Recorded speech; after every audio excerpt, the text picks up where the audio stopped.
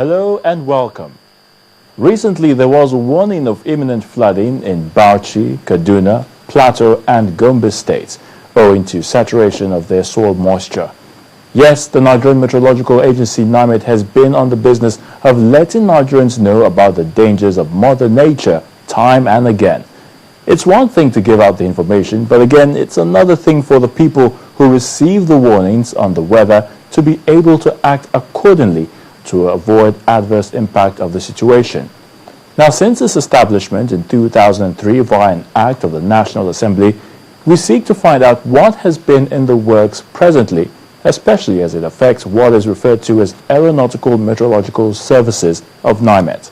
The Director General of NIMET, Dr. Anuforom, is our guest this week, and he bears his mind on the activities of NIMET on issues such as its weather instrument calibration laboratory, the NIMET initiative, and the agency's commercialization efforts to generate revenue for itself. How safe really are we from our weather and climatic changes? Well, let's find out. I'm Ayotunde Balogun, and it's question time. All right, now let's quickly start off looking at the issue of meeting up with the statutory duty of your agency. How have you been able to deliver in your mandate, in providing information for weather, information on weather and climate, for both the public and the private purposes? Yeah, first of all, NIMET became a parastatal under the Federal Ministry of Aviation in 2003 when the NIMET Act was put in place. Prior to that, of course, it was a department under the ministry. If you look at the NIMET Establishment Act, the Section 7 of that Act clearly stipulates what our functions are. And of course, the bottom line is that we provide meteorological services for safety and sustainable development to aviation. As you know, aviation is internationally regulated. There is nothing, there's no local standard. Everything is defined and regulated by ICAO. So, and the part of ICAO document that deals with our services is ICAO Annex 3. So this is basically what we do here. Now, Doctor, you've talked about looking at the issue of standards by the International Civil Aviation Organization, ICAO, which regulates the activities of NIMET. Now, from the year it was established, talking about the Act of NIMET in 2003, do you think that presently, as we have that Act in place now, can it still be improved upon? Yes, definitely. As we always say here, and indeed my minister, Princess Odo, always says, excellence is not a destination. Efficiency is not a destination. So we are ever improving on what we do. Because the demands and challenges are dynamic. So a system must be responsive to the dynamics of the operating environment. So talking about the NIMET Act and the provisions in Section 7 of that Act, it's not cast in steel. For me, I see it as a basic guideline, for you to do what to do.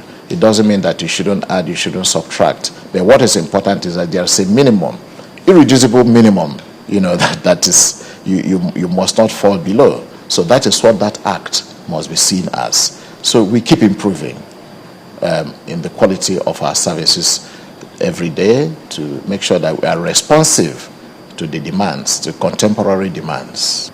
Now, Doctor, it's one thing to come out with predictions on weather and climate change and all of that. But I look at a country like Nigeria, a country as big as ours, and we talk of all these things, getting people to get themselves ready or alert whenever these disasters happen.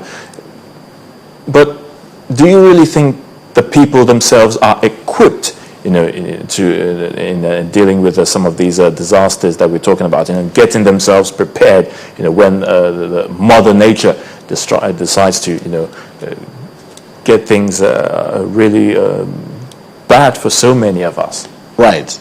I think the most fundamental and the most potent being equipped, to use your own terminology, is having the information. So we give these alerts, we give this early warning to equip people to do what they say information is power. So if you are informed, do you need anybody to tell you to stay out of harm's way? It's a natural thing, but most of the time people ignore. The other one is we need to check our habits, building habits and so on by people. I agree, you may have cases where one or two unscrupulous things happen, people approving buildings on places they shouldn't approve.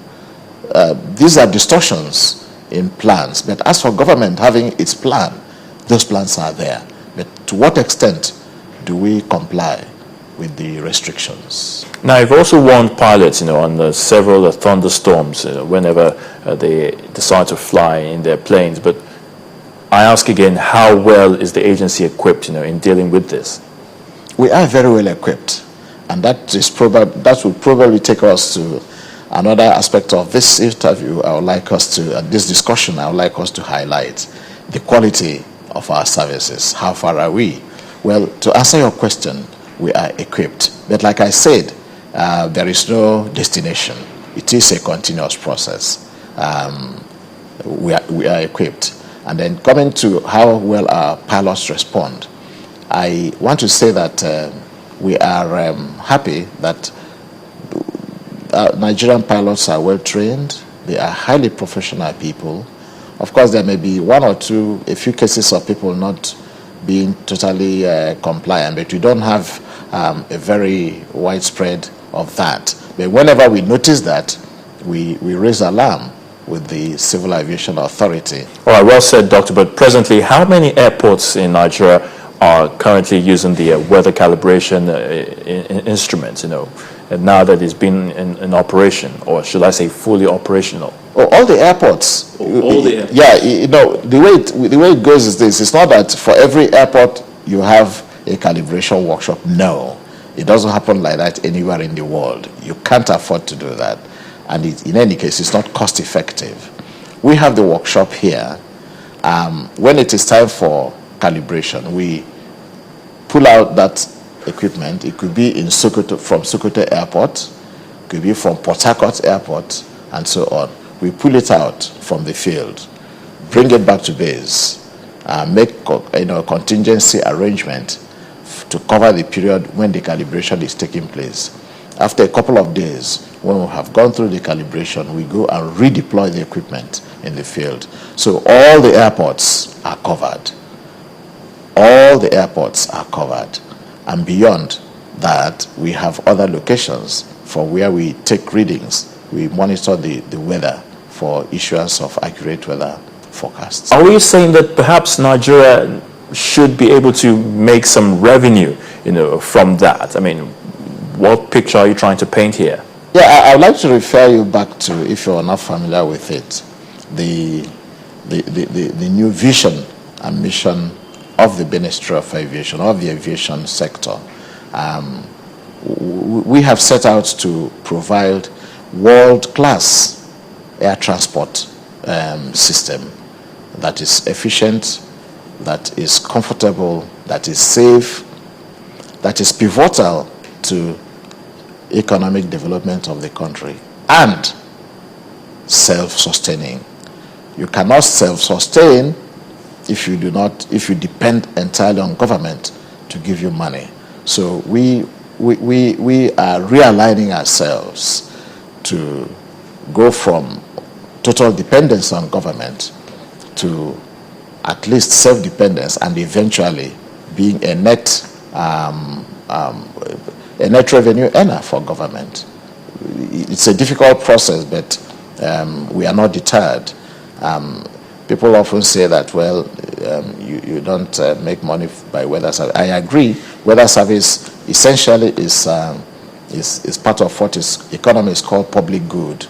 But then, in the present reality, we have to have a balance between being public good and then being a drain. We don't want to be a drain to the government coffers. So we are determined to move in that direction. It's a difficult task, but we want to do it. Now, so what can you tell us about the ISO 9001, which you mentioned a while ago, which gave the agency some kind of a global recognition? What's that about? Yeah, I feel like wanting us, as a rock and announcing it to the world. Well, we have made a statement about that earlier, that we are now ISO 9001. A bit of the background. One, you know that everything we are doing in the aviation sector is implementation of Mr. President's transformation agenda. So when the minister came on board, we formulated the new vision and mission of the aviation sector. Part of it is to be a world-class, provider of air transport services. World-class. So if you must be world-class, everything about it must be world-class. Now, specifically in March this year, we are finally certified for our aeronautical meteorological services. Now, 4 of the international airports, because of course ICAO is concerned with international flight operations. 4 international airports, namely Abuja, Kano, Lagos, and Port Harcourt, were very, very strictly audited, and we are certified. And I give all the credit to my minister, because she's been so supportive and inspiring, and encourages us that there's nothing that you cannot achieve if you are determined. So that is what brought us here. So this is how we got the ISO 9001. Doctor, now where do we go from here with this certification? I'm talking about the ISO 9001, which you say is a record in Africa.